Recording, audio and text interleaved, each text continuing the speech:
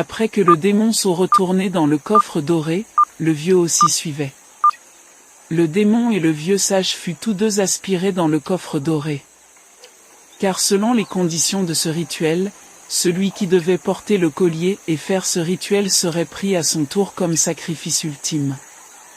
Et le vieux le savait très bien.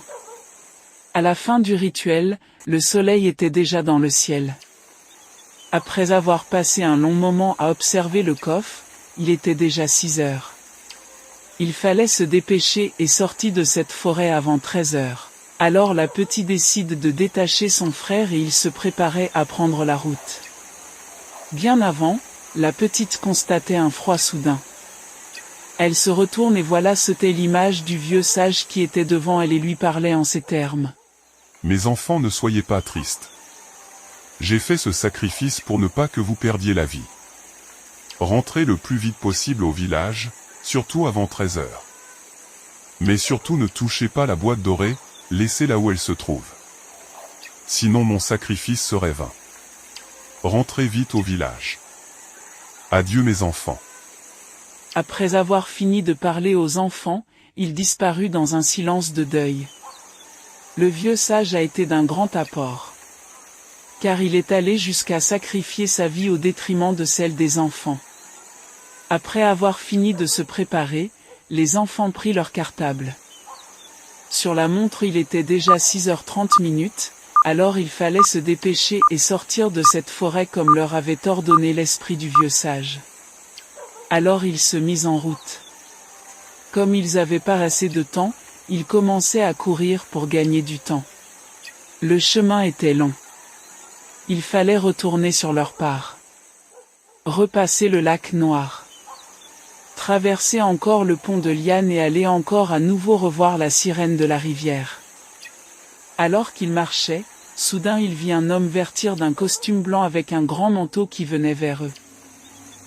Au fil et à mesure que cet homme avançait, les enfants constataient qu'il avait une ressemblance avec leur père. À quelques mètres des enfants, il s'arrête et il dit : Venez mes enfants, n'ayez pas peur. Je suis votre père, et vous m'avez tellement manqué, venez voir papa les enfants. La ressemblance était frappante. Après les multiples rencontres bizarres qu'avait fait Kevin, il avait très peur de s'approcher de cet homme. Alors la gamine se posait des questions intérieurement. Oh même, nous sommes dans une forêt maudite. Et il y a plein d'esprits imposteurs qui ne font que nous tenter. De plus, qu'est-ce que papa viendra faire dans cette forêt? C'est un lieu qu'il ne connaît pas. C'est ce qui montre que ce monsieur n'est pas notre père. J'ai une méthode pour le démasquer. Il fallait se débarrasser de cet esprit pour continuer leur chemin. À l'instant la fillette se mit à regarder dans son sac, et elle fit sortir un flacon. Après l'avoir bien remué, elle versait le contenu sur le visage du monsieur en face d'eux. Aussitôt l'être en face se mit à fondre comme du beurre et il disparut dans un éclair assourdissant. Nos enfants viennent encore d'échapper à un démon imposteur. 10h30 à la montre, le temps joue contre nos héros. Alors il faut se dépêcher. Décidément il y avait plus de démons imposteurs. Alors ils continuaient leur chemin. Du côté du village, la mère Adèle, la mamie et les villageois se préparaient à aller devant la forêt pour accueillir les enfants. Tous les villageois étaient déjà devant l'entrée de la forêt. Avec des tambours, tam-tam et flûtes, ils chantaient tous en espérant que les enfants sortent de la forêt d'ici jusqu'au soir. Du côté de la cabane du vieux sage, bien avant que le vieux parte retrouver les enfants dans la forêt sacrée, il s'était dédoublé et avait laissé sa doublure au village. Maintenant que la première doublure était morte, la deuxième doublure devait disparaître dans les heures qui suivent.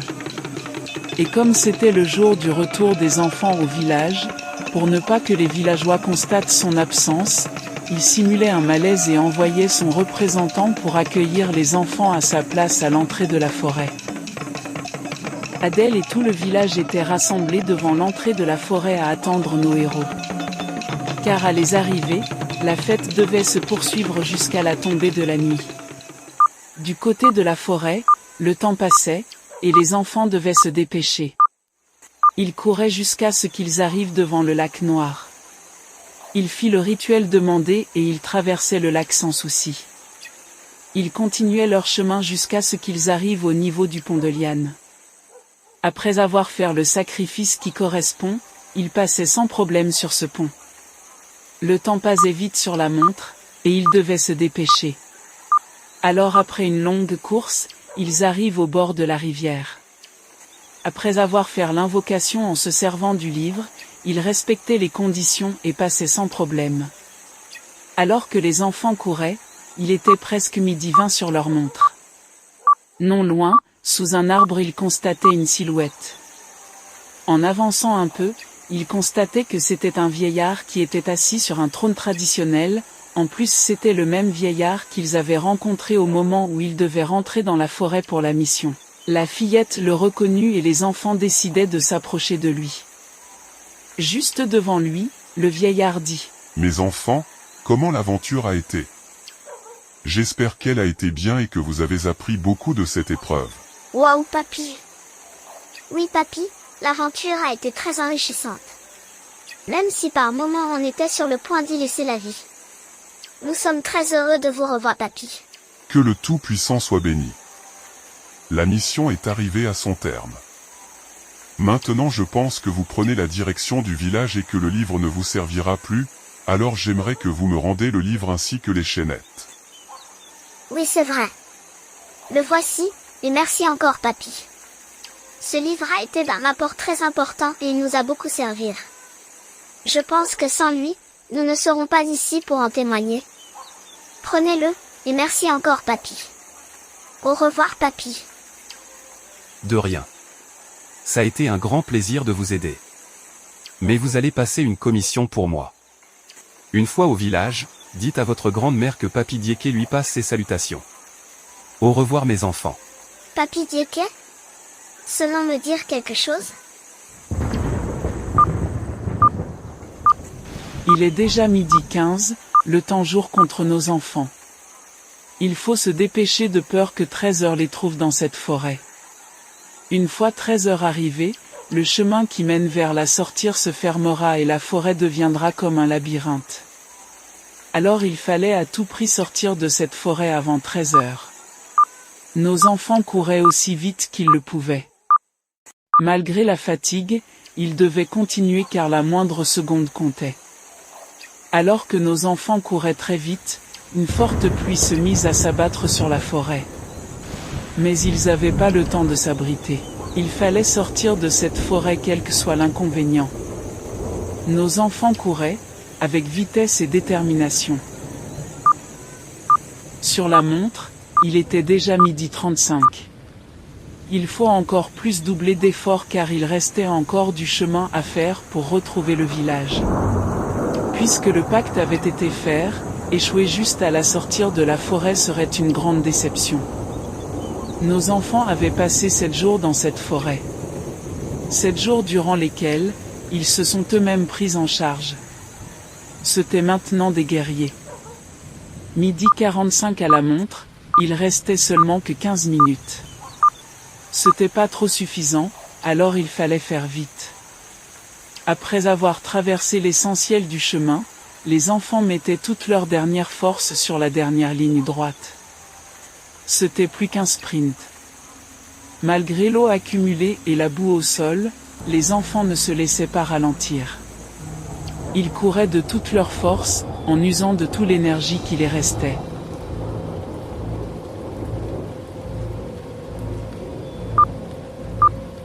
Une course intense. Nos enfants ont fait preuve de bravoure durant cette mission. Chaque épreuve a été très compliquée. De nombreuses fois la mission a failli prendre fin à cause de la mort qui se pointait à l'horizon. Mais grâce à Dieu tout s'est bien passé et nos enfants sont sur le point de terminer la mission.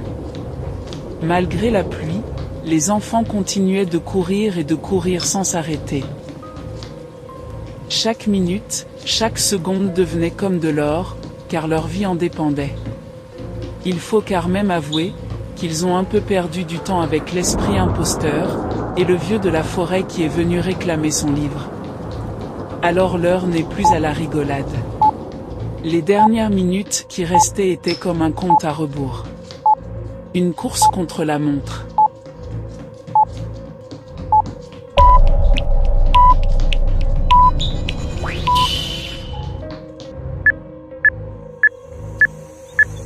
Il était déjà 13h05 du côté de la foule et de Adèle.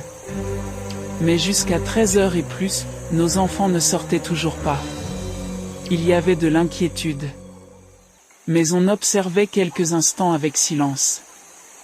Nos enfants étaient déjà sortis de la forêt. Seulement qu'ils prit un peu de temps pour se reposer avant de se montrer.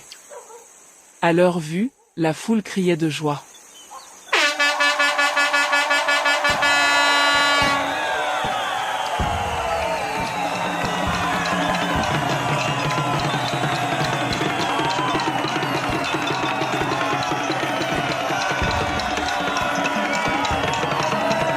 Tout le monde les souhaitait la bienvenue. Tout le monde les embrassait, les félicitait et les serrait dans les bras. Avec la musique et des chants traditionnels, ils accompagnaient nos héros au village pour poursuivre la fête.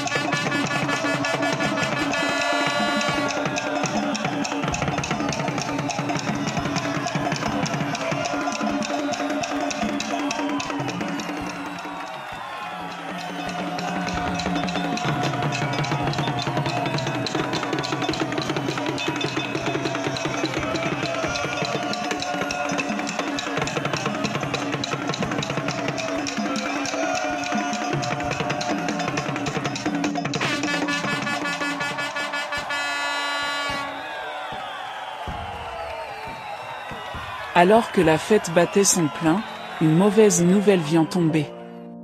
L'un des disciples du vieux sage vient interrompre la fête et annonçait le décès du vieux sage. Ce qui mit un silence glacial dans la foule. Le vieux sage vient de rendre l'âme. Un coup dur pour le village complet. À l'instant, la foule se mise à pleurer. J'ai pas besoin de prendre un calmant. Quand je suis pas bien, tu me soignes par des câlins.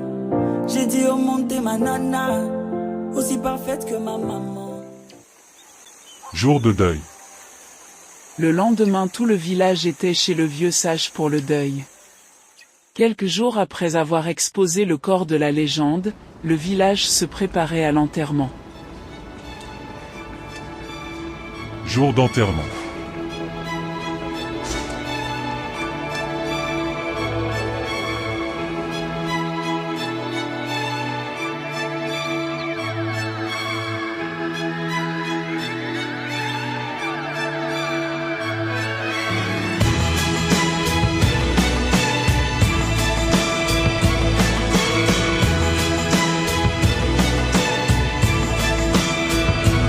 It's a bittersweet symphony that's live,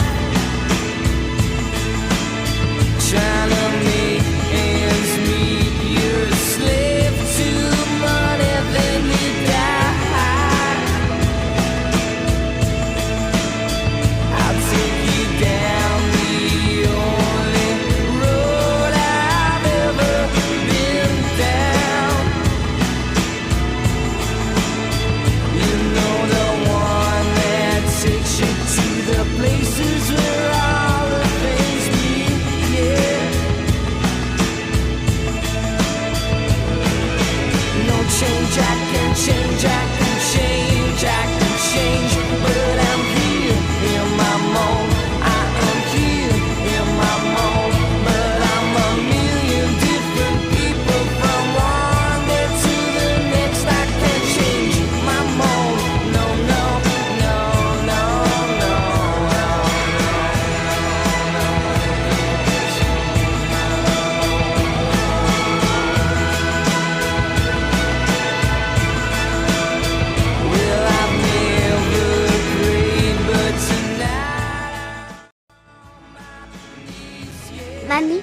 Lorsqu'on était dans la forêt, ce vieux qui nous a donné ce livre et les chaînettes qui nous ont tant aidés. Il m'a dit de te passer ses salutations et son nom. Il dit qu'il s'appelle Yeke. Tu le connais? Oui mon bébé, c'est ton arrière-arrière-grand-père. Heureusement que les ancêtres étaient là pour vous aider. Félicitations pour votre courage. Mamie vous aime beaucoup mes enfants. Bon voyage sur Paris.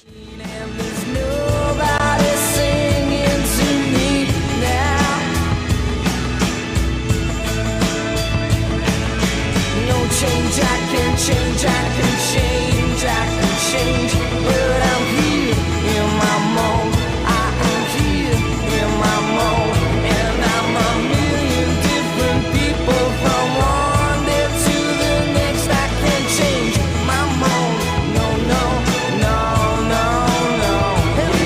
No, I can change it, you know. I can change it.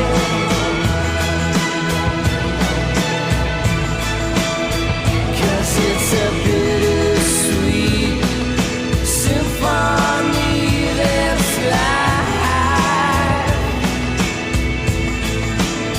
Trying to make ends meet, trying to find someone and then you die. You know I can change, I can change, I can change. La nuit, alors que Shani dormait, elle fit un cauchemar sur le démon du coffre doré. Une expérience qui les a traumatisés.